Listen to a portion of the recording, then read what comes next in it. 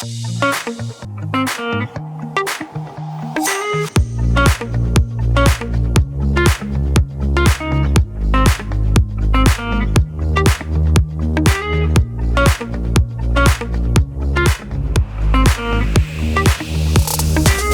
everybody. Welcome back. This is the Price to Sell podcast. I'm your host, as always, Matthew Campoli. And today, you know how it is. We only bring on the best in the business. We have another amazing guest, Mr. Mike Kwok. Everyone say hello to Mike. Thanks, Matt. Thanks for having me on the show. Of course. It's my pleasure. It's me and Mike. We have a great relationship in the business and outside the business. Yeah. He has a lot of cool things to share. We've known each other for past couple years now, I'd say. Yeah, 2-3 years now, I think. Yeah, so he was due, and now he's here. So thank you so much for coming. It's an honor to have you. You look very fresh in your blue suit. Thanks, Matt. And I decided to go casual today. Also, I do want to mention, we have no sign. Someone decided to rip out some screws. We don't know who it is, but if you're out there, we hate you. And we're going to have it up on the next one. So Price to Sell logo is gone. I'm heartbroken, but it's fine. We're still going to get through this. We're going to focus on Mike's blue suit today. Oh, good. We'll improvise today. Yeah. Exactly. Supreme 6, we'll put the Supreme 6 logo here. There we go. So Mike is the co-founder of the Supreme 6 team with Century 21 Atria. Super successful in pre-con, and you guys have amazing squad, super cool culture. So I'll let you get into it. Let's get into Mike Kwok and some background. Yeah, sure. So I'm born and raised in Toronto. Been here my whole life in Scarborough, that Lamoureux, Briarwood Mall area, and my dad owned a pizza store in Malvern Plaza. So I first start working at my dad's pizza store at age of 10, serving front counter, because as an immigrant family, you don't have money for daycare or childcare, babysitting, anything, even when you're young, right? So a quick question about that. Yeah. Did that make you sick of pizza? No, you know what? I actually ate pizza every day. Okay. And you know still what love it? The funny thing was, I had pizza every day for my entire life, from like literally grade 1 until I'll say like grade 11, grade 12. Yeah. For lunch. Yeah. And dinner is always Chinese food. Okay. Yeah. So it was very consistent. Okay. But Amazing. yeah, amazing. I still love pizza. Cool. I know exactly how Always to make wondered pizza. that. Yeah. So we ended up spending a lot of time at the pizza store, and I was serving the front counter at 10 years old for $1 an hour. My dad was paying me $1 an hour. 10 to 10, and then once it got too late, my mom insist I go stay at the back of the store, because in Malvern it's a little bit rough. Of course, right? So so nighttime, the pizza store get robbed once a year, every really, year. Eh? Yeah, so by everything. But anyways, yeah, they do eat pizza, so that's the good part, right? Yes, there you go. Yeah, and then as I got a little bit older, I was always in that entrepreneurial spirit, always about hustling, trying to make some money, and I started in high school I used to make MP3 CDs. So people give me the lists, and then I would make a CD for them, sell for $15. Nice. Later on, I was selling magazine subscriptions from on eBay. Cool. And I figured a way to bring it to Canada and sell it for a little bit lower and have an arbitrage. And so that was good. And then when I got to grade 11, 12, I did high school co-op. I spent 4 months working at Scotiabank as a teller. So they kept me on after as part-time. So I was working at Scotiabank twice a week, and it was great. That was my first interaction with customers, getting to deal with different kind of people, and in the corporate world, right, in the banking world. Yeah. And then, so where does real estate start for you? So real estate started actually for when I was 18 years old. Okay, nice. So it was still high school, actually. Yeah. Because back when I was in high school, I'm dating myself here, but 21 years ago, this is when I got my license, and I was in my OAC year. So back then in Ontario, OAC was grade 13. Okay. Yeah. Yes. So they ended that 20 years ago. My year was the second last year. And yeah, so I was doing my courses for my real estate during my first exam, phase 1, I did during Christmas holiday, phase 2 in March break, and then phase 3 just before I went to university at U of T. So I got my license as a realtor and working at Scotiabank just before I went to university at 18. And it was very difficult at the time, because when you're first starting out, it's like at 18 years old, you don't know anyone who buy or sell real estate. They can't even rent, let alone buy, right? Yeah. So I did my first deal in real estate, was selling my parents' old apartment in, Town Circle.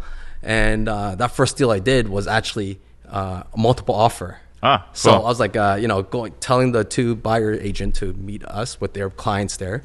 Back then, that's just how it worked back then. Yes, They yes. actually come to the office. Yeah. And when I got there, the agent's like, "You're the agent?" And I'm like, "Yeah, like you look like a kid, right?" I'm like, "Well, I was a kid, but I was the agent, right?" So, so I called my broker. I'm like, "What should I do? I never done a deal, and it's my multiple offers." Like, "Oh yeah, put them one in one room, put the other one in the other room." Finally got the deal done. That was great, but that was the only deal I did that year. Okay. Right? Other than I did one other rental, I helped another student to find a rent. Right? Yeah. But I lost money the first year. Right? But it was okay. Every year after that, you did a little bit more. But U of T was great. That I started out in the corporate world. I did real estate part time, so I did the co-op management program at UT Scarborough. And it was good because it gave me a chance to work at different roles. I did one work term at City of Toronto and then 2 other work terms at Scotiabank.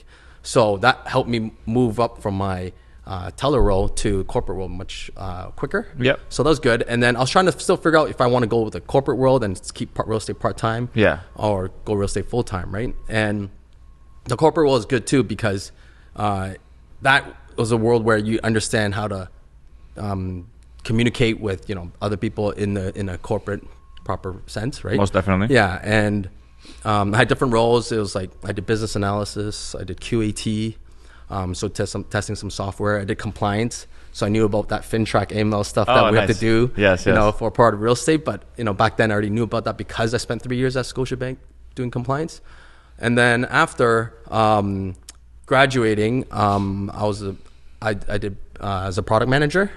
So that helped me move up a little bit quicker. But product manager is good because in a sense that's your business, right? It's just like in running your own business. You have a budget, you have to deal with marketing, you have to deal with legal, compliance, client relationships, and finance, forecasting, everything you need to run a business. And we don't know that as realtors. We don't. That's the one thing. Yeah. It's like people get into real estate and it's like if you want to really succeed, you got to run a business. Yeah. People don't treat it like a business sometimes. Yeah. It's just like, okay, I'm going to go sell a couple homes this year. And, but like, it's so important and such good background to have. Yeah. Because like for me, I've had zero background in any of that. And like now I'm building a business and it's like all new to me. So it's like, that's a key thing to have behind you. Yeah. And come tax season, it's like, oh, you got to pay big tax bill. Like, Yes. where did this come from? Yeah, right? exactly. But in the corporate, we're like, okay, we know tax season this, we prepare this and whatnot. So it's good. I was able to get that experience and transfer into the real estate world.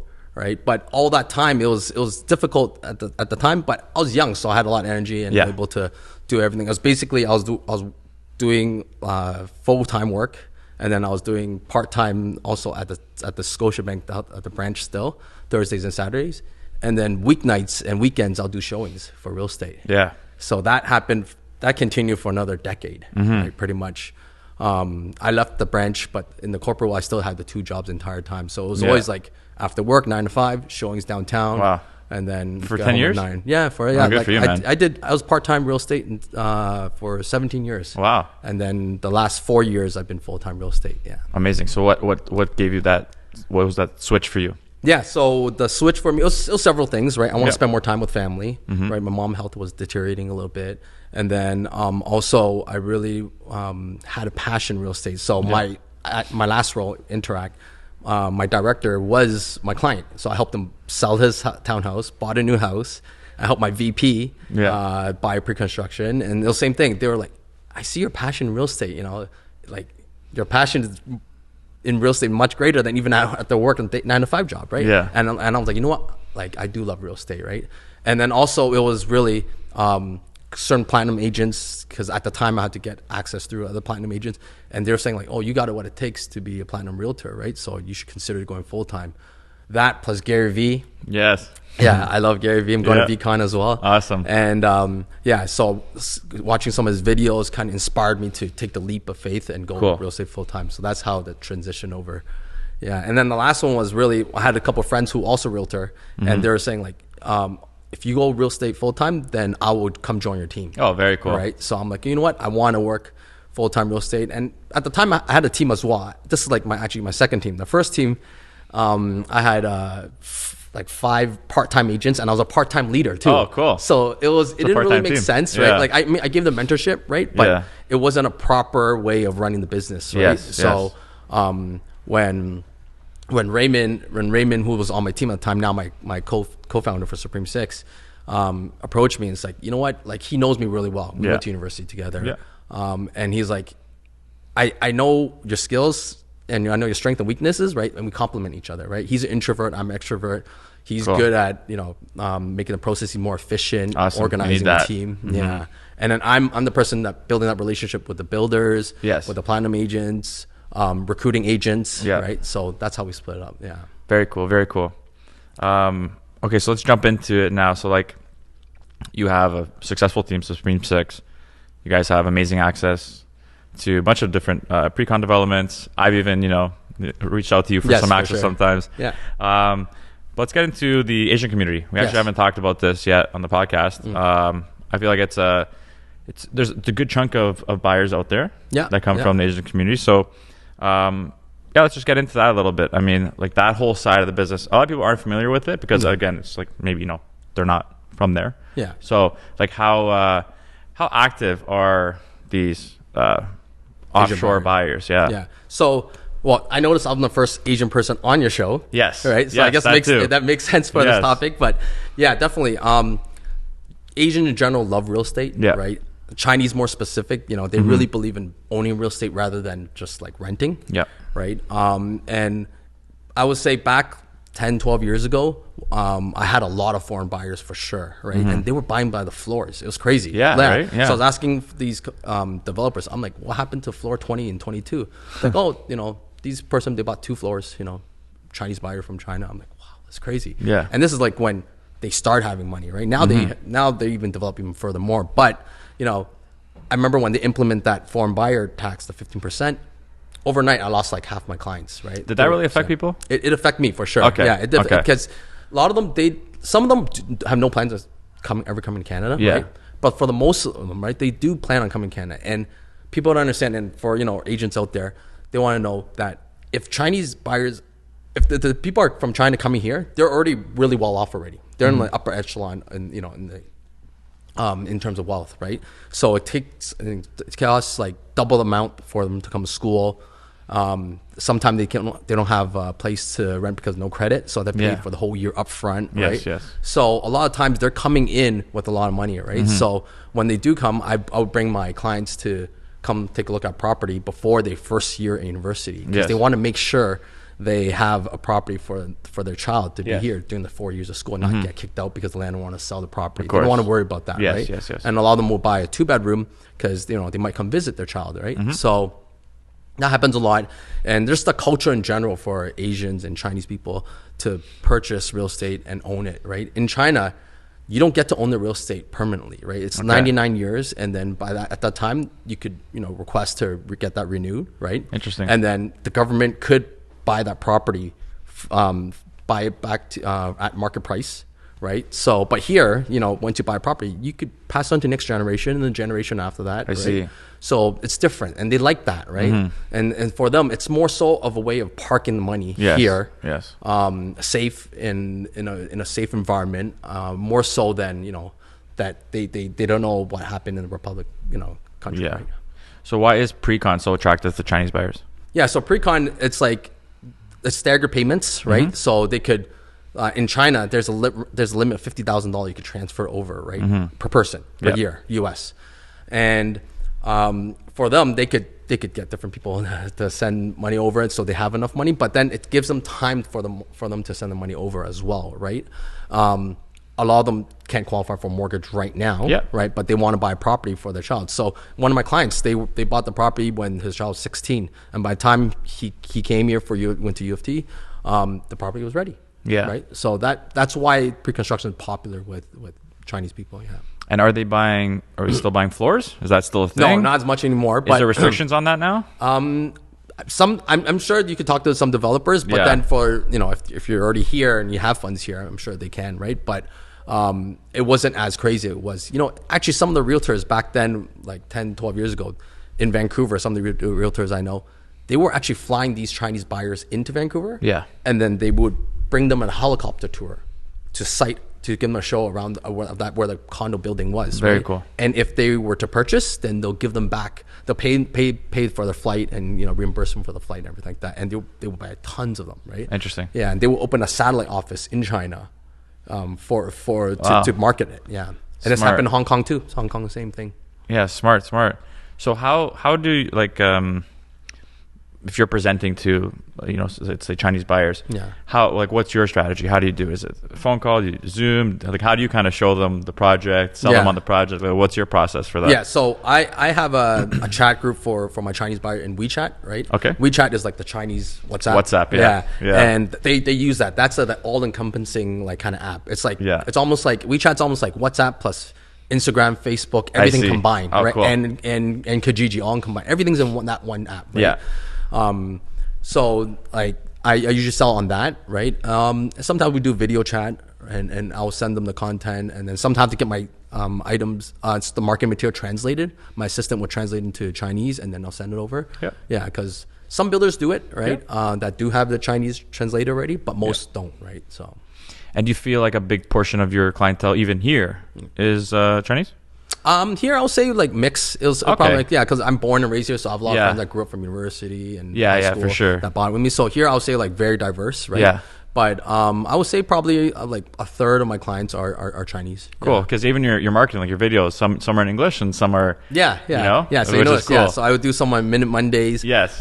In Chinese, depending on topic, right? If it's on foreign buyer, then I'll do it like for in Chinese, right? Yes. Because you cater to your audience, right? Yeah. Or for my listings in Markham, I would do in Mandarin or Cantonese because that's the most likely buyer, right? Yeah. So my sellers appreciate that. Yeah. Yeah, for sure. That's cool, and I feel like it's such a power tool to have. Yeah. Because the Chinese market's so active. Yeah. In purchasing real estate, especially here, it's such a good thing to have under your belt. Yeah, I mean, like I did spend a lot of time learning Mandarin and Cantonese. Cantonese we spoke at home, but Mandarin, I literally went from Mandarin school twice a week on Friday night and Saturday mornings, from kindergarten to the point I drove myself to Mandarin school in grade 12 with my G2 at the time, right? Yeah. But like now I use it more at home, so it's like I'm more fluent, right? So I'm more comfortable with it, so it's good. Yeah, it definitely helps with business for sure. So your native is Cantonese.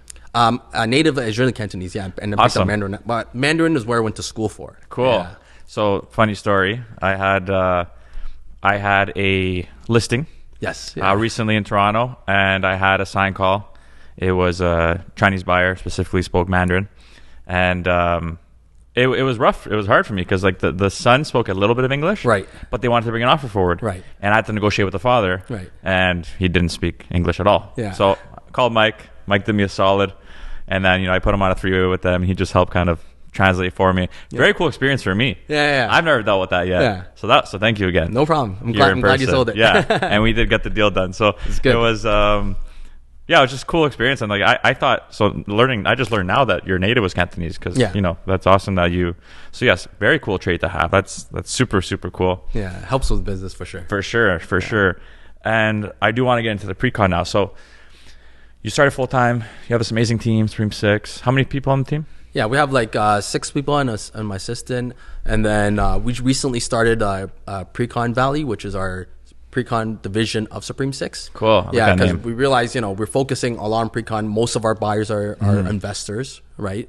And we really believe in the future of Toronto, so we double down in pre-con for us. Yeah, very cool. And then also definitely like Steven Chow with Century 20 Atria, he's a platinum brokerage. You get platinum access to most of the pre-con access in Toronto, and then myself and the team is also a platinum agent for certain builders individually. So combined, we could pretty much get everything. So that's awesome. Why it gives us a competitive advantage. Get the clients the lowest price at the earliest choice for floor plans. So it's good. Amazing. And shout out to Chris in the background here. Yeah, my boy Chris and Samuel introduced me to Mike here. So that's how I kind of got introduced, and he works on Mike's team. But great agent, by the way. Yeah, great agent.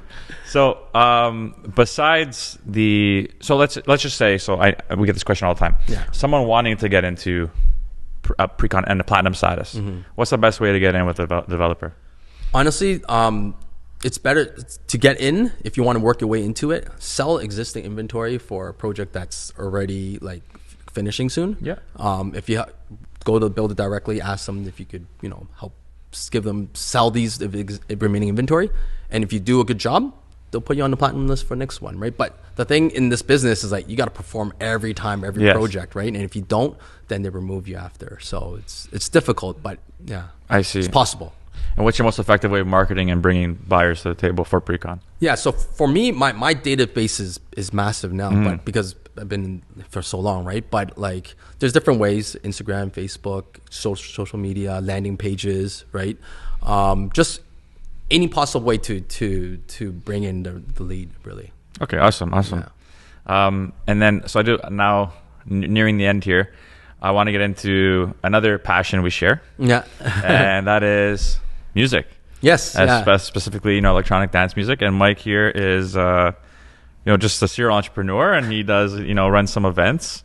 So let's talk about that too, because we have definitely connected in that environment as well. Yes. And it's cool because I think balance is important in especially this industry. Yes. Right. Yeah. If you're just like work all the time, you will run yourself dry, Yeah. So it's cool to see how you have like such a active passion in this other scene, and you have these events, and I've attended them, and they're fun, man. I see you with like biggest smiles on your face. So let's talk about talk about that scene. You have an event, Electric Escape, super cool. So let's talk about that. Yeah, so I'm one of the owners of Electric Escape. We've been around for over 5 years, and it's like we usually do events once a month.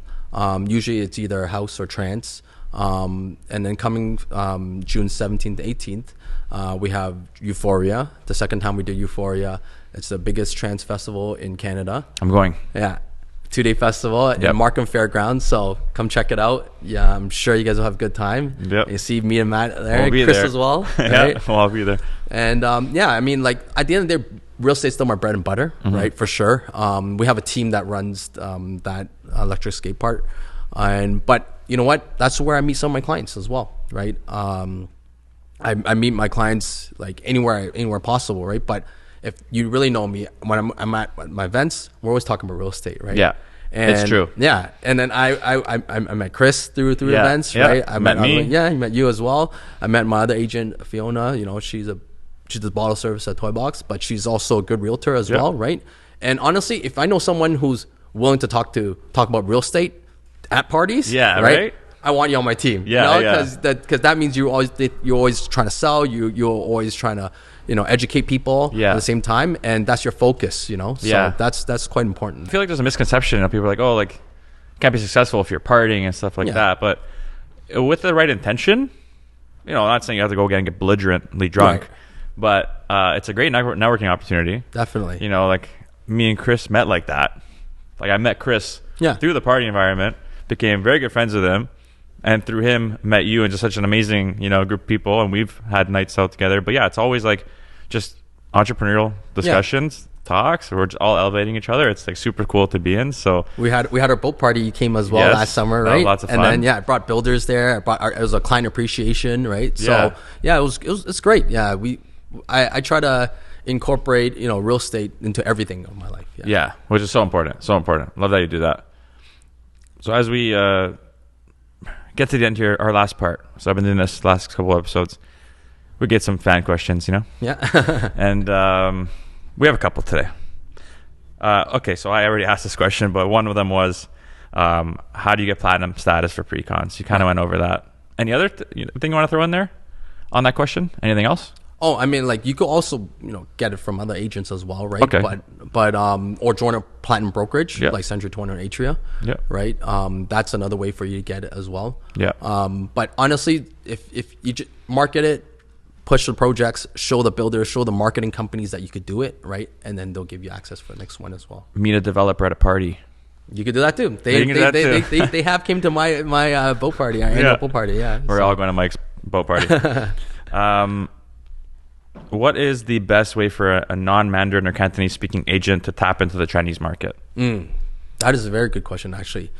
You could use a translator. You could use me as a co-op person. I could help you, and you could learn Mandarin too. It's possible, right? Honestly, like that's That's a language very important to learn. Mandarin's more important than Cantonese, to be honest, right? The Mandarin spoken by all of China. Cantonese just southern China and Hong Kong, right? Although a lot of Hong Kong buyers are coming here now because they're trying to leave Hong Kong.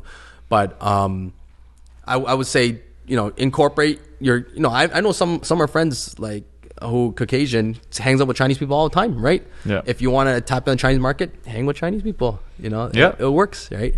But not only Chinese people buy, right? It's also, Middle Eastern, Persian. Yes, for sure. Right? Indians, right? For sure, Everybody, definitely. anyone who's coming to Canada, which is especially Toronto, right? Such a well-diverse. It's very true. Yeah.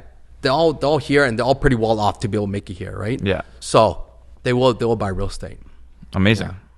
And the last one here, with the current market shift, what's your take on pre-con prices in the near future? Yeah.